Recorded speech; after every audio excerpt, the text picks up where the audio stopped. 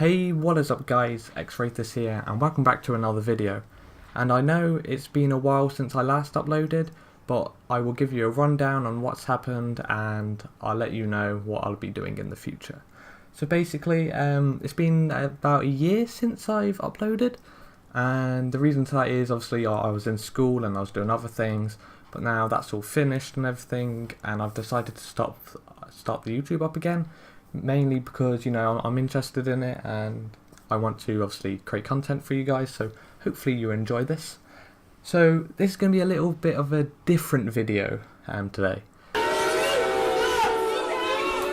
Hold your horses guys, I swear it's going to be a good video, just hear me out and I'll show you exactly how to gear up in BFA.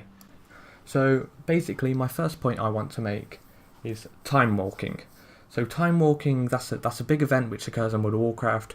You know, it can occur every month, whether that be, you know, Wrath of the Lich King, Cataclysm, Mists of Pandaria. You know, all the old dungeons get thrown in together. So one month it could be Wrath of the Lich King dungeons, which you have to do, and usually there's a quest for this. So when I logged in World of Warcraft the other day, there was a quest since the new raid of Dazzalore came out.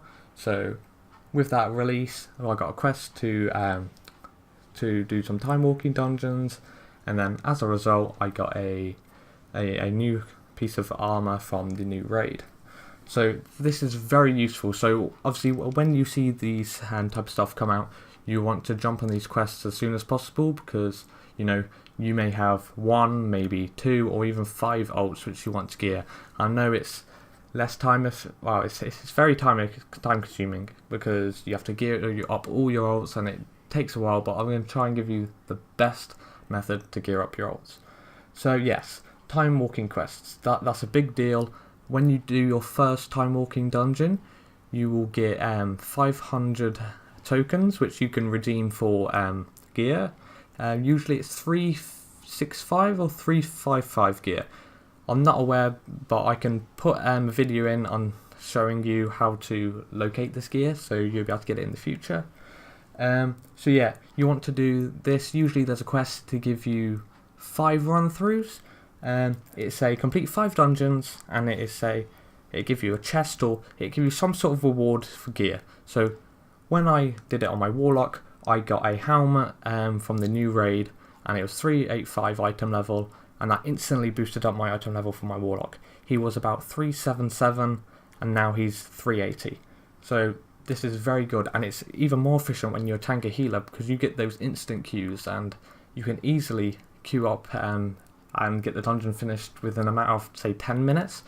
So that's about 50 minutes to get a 385 piece, and I would say that's very beneficial because although you can run Mythic pluses and get eye level 400 gear, I would say obviously that's efficient. You want to do that every week, but you need to be doing these quests as well. And even if it's a new ult, if you do this quest, you get instant 350 gear from that vendor, and you'll be on your way to getting better world quests and bonuses from that. So yes, there's a gear vendor which I will show in this video. It's located in Mists of Pandaria. So depending on what event is on, say if it's the Mists of Pandaria one, it will be a Mists of Pandaria on the Timeless Isle. For the other ones, if it's Wrath of the Lich King, usually it's set in Dala, so Dalaran, and then the others will be vice versa depending on which event is occurring. So yeah, I would say that would be the best event to do. Next, I would say invasions. There is this website which I will put in the link of this description. I'll include it in the video as well. Basically there's a website where you can go and it tells you when each invasion occurs. So the next invasion will occur in 6 hours, and then you will know exactly when to log on and do this invasion. It will tell you where the invasion occurs and everything like that. And this is also a good way to level your ult. So that will be one good method. So basically, if you're high item level, say 360 and above, you will get a 370 reward from doing this invasion. It's very good. That's just a 370 straight out the gate. So once you level up your new character, gear him a little bit, So if you did those time walking quests, you geared him, and then once you get to a certain item level, do those invasions, and you will be rewarded with a 370 item. And then that way, if you start getting your high item level, the gear you will receive from the world quest will be much greater. So that's very good. And along with this gear, obviously you can get Azerite drops, you can get resources, you can get other pieces, such as those little caches you can get. Usually there will be world quests saying complete 4 world quests on Colterus or complete 4 world quests on Zandalar or something like that, and usually it gives you a weapon or it gives you a piece of armor. And this is how I've been leveling up my alts. They've increased from say 340 to 370 in less than a week. It's ridiculous on how you can do it. Next, I would say world bosses. World bosses are great. Usually you can do 2 world bosses a week. Usually it's one either set on Xandar or one set on Colterus. It changes depending on each week. And also you will have the Xrathis Highlands and the Darkshore world bosses. And depending on what your faction owns, usually your faction will own one of these and then the other faction will own one. So the Alliance could be controlling Darkshore one week, and then the Horde could be controlling Darkshore the next week. So usually it all depends on which faction is controlling what. And so at the moment I know that the Alliance are controlling Xrathis Highlands and then the Horde are controlling Darkshore. So as a result, my Horde characters are going to get a little bit more gear, because if they're high gear, then they get a 385, but if they're higher item level than that, say 380, they get a 400 piece. So you want to be doing that each week. The higher you progress in your item level, the higher the reward's going to be. So at the moment on some of my characters who are at a lower item level, like 340, I will only get a 385 piece if it drops. Obviously it's, random, the drop chance, but on a couple characters I got 385 pieces, and then I went on my main, and without knowing, I didn't get a 400 piece, and because we don't own it yet, I should get a 400 piece next week. So yeah, you want to be on top of your world bosses.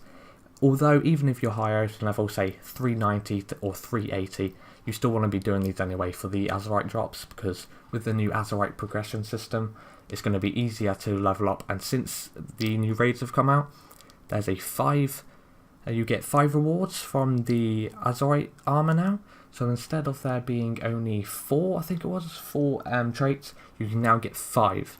So this is definitely going to be better.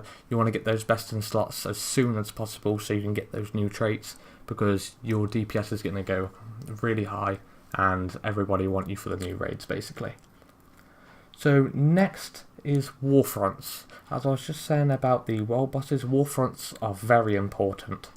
So firstly, as I was mentioning earlier, the Horde can control 1 for 1 week, and the Alliance can control 1 for next week. Depending on their contribution to the war, this will vary. So at the moment, I know that if you do a Xrathis Highlands quest, usually once a week it gives you a once a week quest to complete a Warfront. Xrathis Highlands will reward you with a 370 piece of gear, and then Darkshore will reward you with a 385 piece of gear. So obviously that is a big difference of the two, but because Darkshore is the new Warfront which should come out, you're obviously going to get a higher item level. If you want to keep gearing up your alts this way, it is an efficient way. Don't get me wrong, I think this is one of the best ways to level up one of your alts, because each Warfront takes about 20 minutes or 15 minutes depending on what group you have, and you usually get 340 item level gear when you complete it. So on top of that, if you do that quest, you get a 385 and a 340 straight out the gate. So if it's a new character, obviously you have to get to 320 item level before you can do it, but once you've done that, you can literally, in a matter of a week or say 5 days, depending on how much you play, you can gear up your character to at least 350 item level, I'd say. So point number 5 is weekly chests and PvP. So I know that some of you guys are PvE players and some are PvP, and in my opinion, obviously it's good to be focusing on one, but I would say if you want to get the best gear possible, you want to be focusing on the two.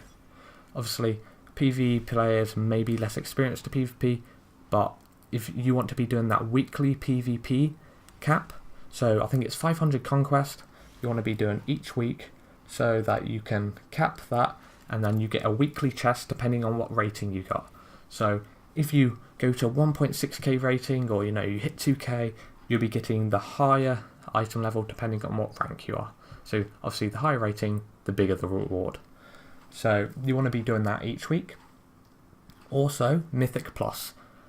This is one of the best ways to get gear at the moment, because at the moment, if you do a weekly 6, or like a Mythic 6 keystone or Mythic 10, you'll be. I know at the moment, I think you can get a 400 item level piece if you do Mythic 10. So this is very, very, very good. Once you do your Mythic Pluses, or once you scrap new armor, you should receive some Titan Residuum, and this can be used as the new gear currency. So basically, you go to one of the vendors, I will show you in this video. You go to one of these vendors, once you earned enough Titan Residuum from your weekly chest, or from scrapping new armor, you can go ahead and purchase 385 item level gear or higher, depending on how many Titan Residuum you have. Obviously, the higher item level piece you want is going to cost more Titan Residuum, but you can also buy best in slot pieces for your character, specific ones, but obviously they're going to cost you a lot, but at least you know which piece you're getting from that. Otherwise, it's totally at random.